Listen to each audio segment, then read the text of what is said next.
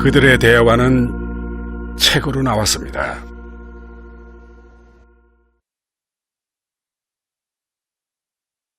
큰 원과 작은 원이 같은 궤적을 그린다는 얘기. 그리고 점과 선이 같다는 얘기에 심프리치오는 당연히 이런 질문을 던지죠.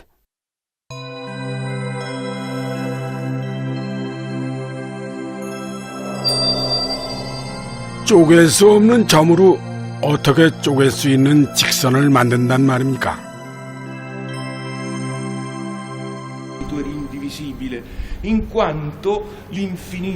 선은 정해진 길이가 있습니다. 유한하죠. 선은 점이 무한히 모여서 만듭니다. 무한한 점들이 어떻게 유한한 선을 만드는가?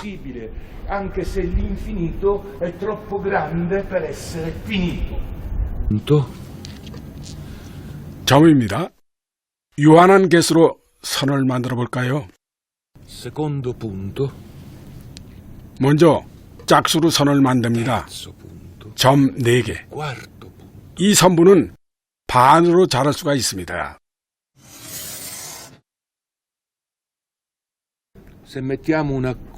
홀수로 선을 만들면 어떻게 될까요? 점은 쪼갤 수 없는 것이니 반으로 안 잘라집니다.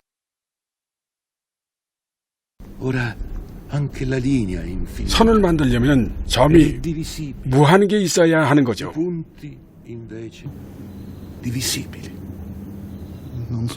그런데 긴 선분에 무한개의 점이 있습니다. 짧은 선에도 무한개의 점이 있습니다. 어떤 무한이 더 큰가?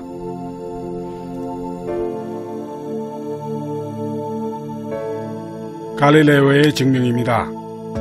긴 선분을 만드는 무한개의 자연수가 있습니다.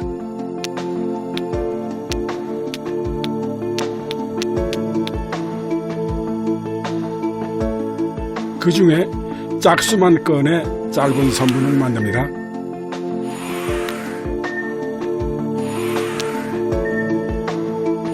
두 개가 서로 1대1 짝이 맞습니다. 자연수가 더 많을 것 같은데 같습니다.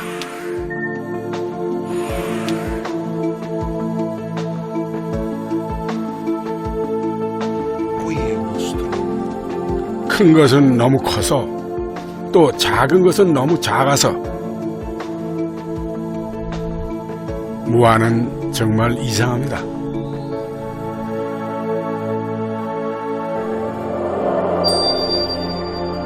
갈릴레오는 말하죠.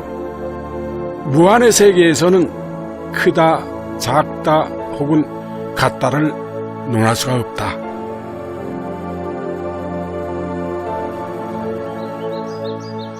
유한한 인간이 도달하기에 무한은 너무 멉니다. 그의 한계가 아니라 시대의 한계입니다.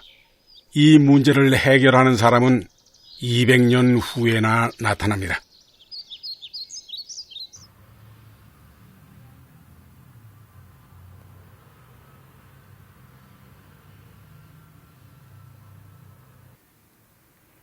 누구보다 신을 사랑하는 젊은이가 있습니다. 어떻게 하면 신의 생각을 인간의 땅에 드러낼 수 있을까?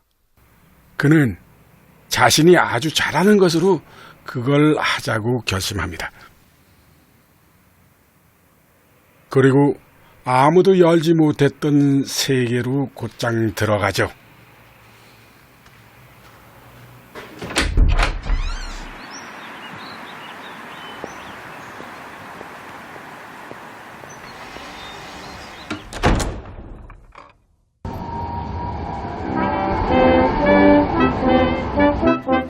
우리는 무한을 따라 19세기에 왔습니다.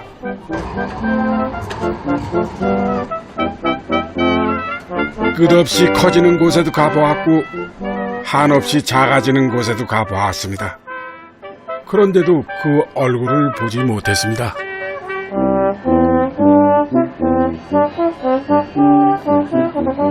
18세기 음악가 핸델이 태어난 곳.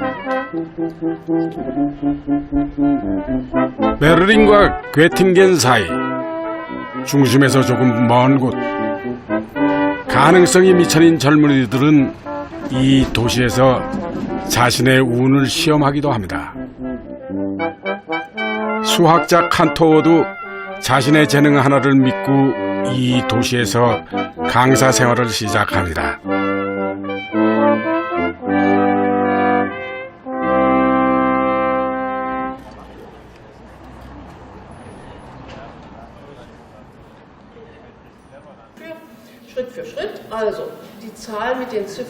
카린 리히터 교수는 이 대학에서 수학 교사가 되려는 학생들을 가르칩니다. 100년 전 이 학교의 교수였던 칸토어의 삶과 학문을 연구하는 것도 그녀의 일입니다. Sie haben aber gesagt, das Unendliche hat etwas Geheimnisvolles und genau das hat es für mich auch. Ja, die Welt, in der wir leben, ist unendlich für mich, nicht bis ins Letzte wirklich begreifbar, aber wir alle sind in der Lage, uns damit auseinanderzusetzen. 무한과의 씨름. 이 시대에도 무한은 신의 영역을 건드리는 일입니다. 하지만 칸토어는 망설이지 않습니다. 무한이야말로 신의 영역을 드러내는 일이 아닐까? 신의 얼굴을 보기로 합니다. 시내에 그가 살았던 집이 있습니다.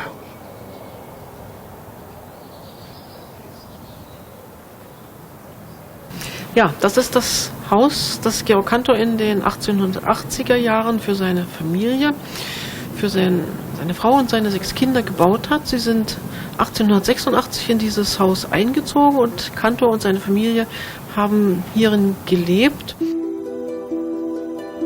그는 아주 다정다감한 사람이었습니다. 여동생의 친구와 결혼한 뒤 안락하게 살았습니다. 무한을 만나면서부터 달라지죠.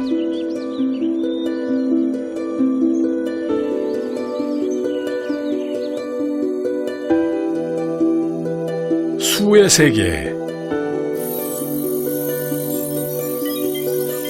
끝없이 작아지기도 하고 커지기도 하는 무한의 세계. 칸토어는 그걸 셉니다. 갈릴레오에게서 힌트를 얻죠. Galileo said, I should say that two sets, two collections of things are the same size if I can put them in 1-1 correspondence. And then he said, hey, there's just as many even numbers as there are whole numbers. But Cantor said, and that's right. It does tell us that, and I'm going to say it's right. I'm going to stick with that. 무한에 가기 전에 유한을 알아야 합니다. 버스 안에 빈 좌석들이 있습니다.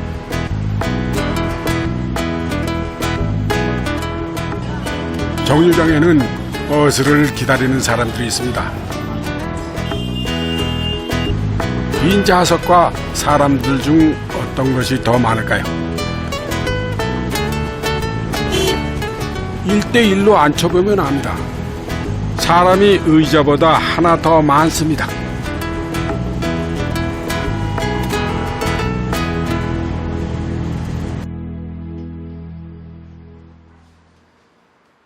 이 1대1 대응으로 무한집합의 원소를 셉니다.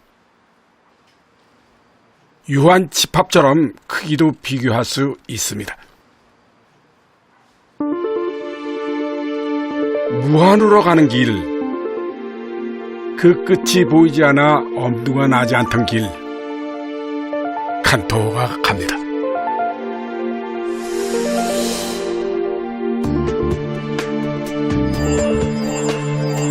자연수는 끝없이 계속되는 무한집합입니다. 부분집합을 불러볼까요? 먼저 짝수. 자연수 하나하나와 짝수 하나하나는 1대1 대응. 자연수 개수와 짝수 개수는 같습니다.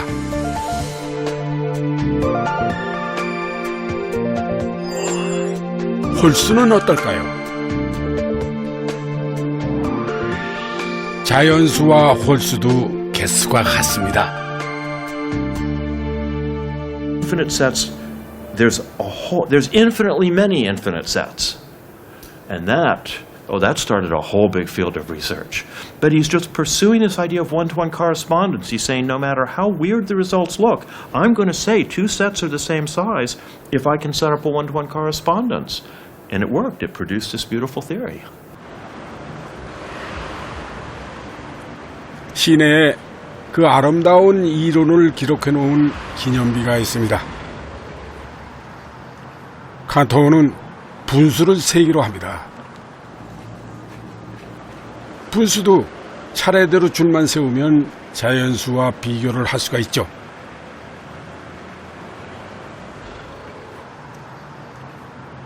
이 난해한 도형이 수학사를 바꿔버렸습니다. 칸토가 남긴 말이 힌트가 될까요?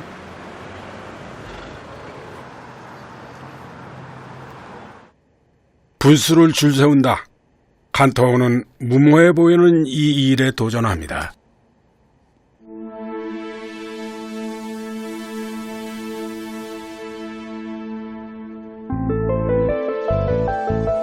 먼저 분자가 1인 분수들을 나열합니다. 끝없이 계속되죠.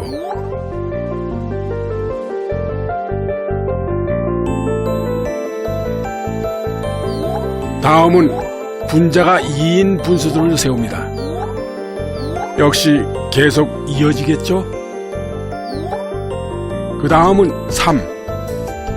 이런 식이면 어떤 분수라도 여기에 다 들어갑니다.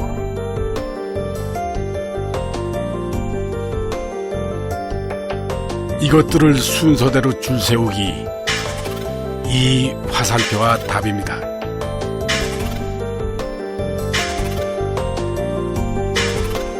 무질서해 보이던 무한개의 분수가 일렬로 줄을 섰습니다.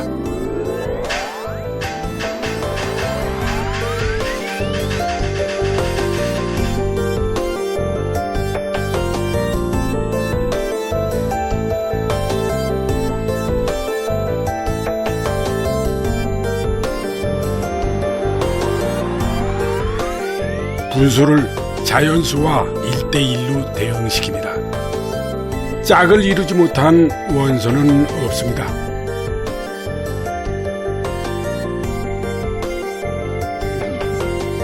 자연수의 집합과 분수의 집합, 크기가 같습니다.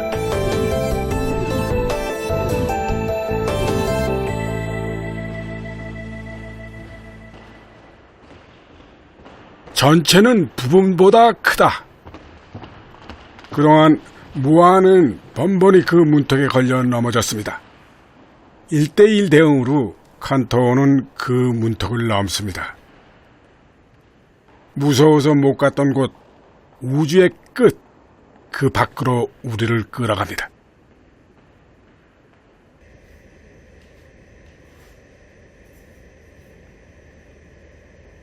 칸토는 이 논문이 닫힌 세계의 문을 열 거라고 확신합니다.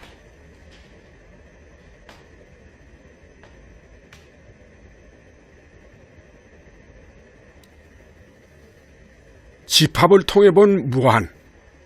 이 논문이 베를린 대학으로 가는 발판이 될 거라고 기대하죠. 들떴을 겁니다. 이전에 안 풀린 문제들이 풀리기 시작합니다.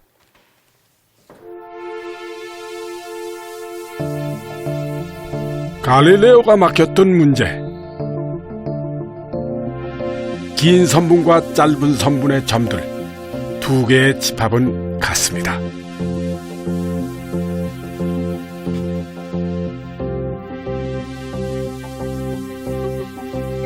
정사각형 안에 있는 무한개의 점들과 직선 위에 있는 무한계의 점들도 같습니다. 이 이파리 위의 점들이 지구 전체의 점들과 같습니다.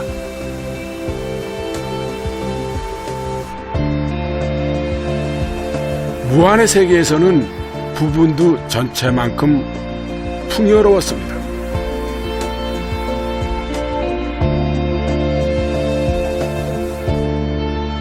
Sich überlegt hat und unter diesem Widerspruch hat er sehr gelitten. Ja, und hat natürlich versucht, dagegen anzukämpfen und in der Zeit vor 100, 120 Jahren, das ist nicht anders als heute, wenn man in ein mathematisches, ein wissenschaftliches Streitgespräch kommt, dann kann das schon mal sehr heftig werden. Und das hat auch seine Persönlichkeit ausgemacht. Er ist also ein sehr, kräftiger Streiter für seine Ideen gewesen.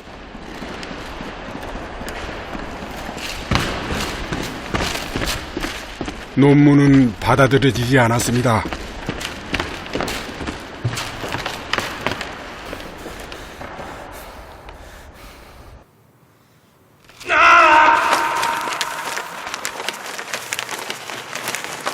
베를린 대학은커녕 논문 발표도 어려워집니다.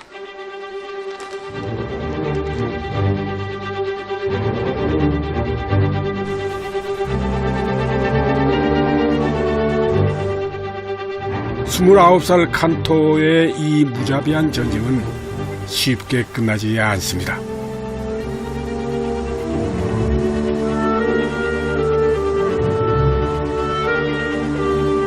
(40살) 신경쇠약이 생깁니다. 입원과 퇴원을 반복하는 삶이 시작되죠. 베를린 대학으로 가는 시도도 계속 좌절됩니다. 정신이 무너집니다. Das ist eine Erkrankung, die einhergehen kann, oder ein Erkrankungskomplex, was einhergehen kann mit sehr gehobener Stimmung, sehr gedrückter Stimmung, mit sehr gehobenem, starkem Antrieb, mit sehr gedrücktem Antrieb, aber auch mit anderen Symptomen, wie zum Beispiel Wahnphänomene oder aber Hören von Stimmen. 언제 또 발작할지 모른다는 불안감, 학계의 조롱, 신의 목소리가 들립니다.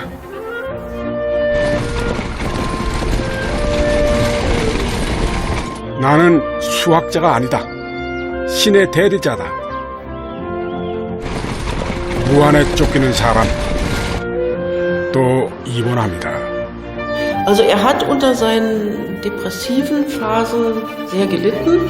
Es gibt Briefe von Cantor, in denen er sich sehr traurig darüber ausspricht, dass durch eben diese Depression er sich nicht mathematisch genug konzentrieren kann, um seine Forschung voranzutreiben. Also er hat eben die Depression als Beeinträchtigung für seine Tätigkeit. 딱 맞는 단어를 찾을 때까지 지우고 또 지운 흔적. 자신에게도 수학에도 엄격했습니다.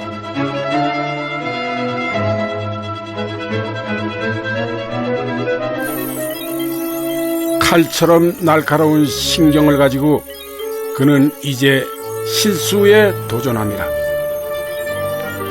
유리수, 무리수, 초월수를 포함한 더 큰 집합. 실수를 줄세워 봅니다.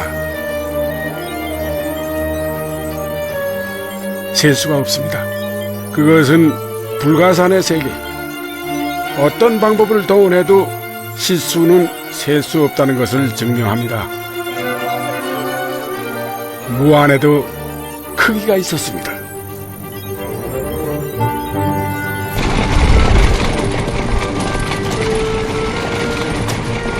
아무도 칸토를 이해하지 못합니다. 칸토만 무한을 봤습니다.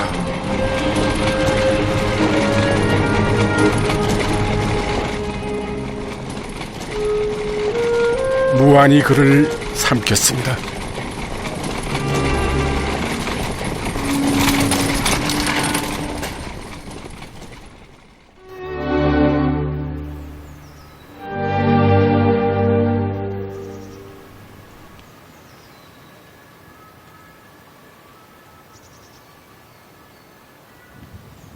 무한은 더 위대해졌습니다. 가장 큰 것과 가장 작은 것이 만나는 우주. 칸토의 수학 없이는 풀 수 없습니다. 1918년 78에 칸토는 이 가상세계를 떠납니다.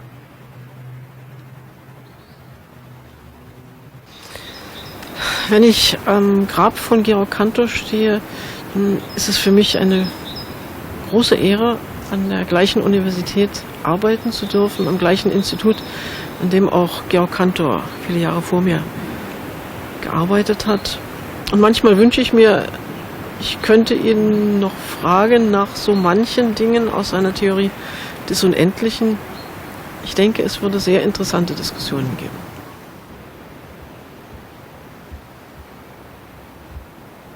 한 유한한 존재가 보여준 더 없는 무한함. 우리도 무한을 봤습니다.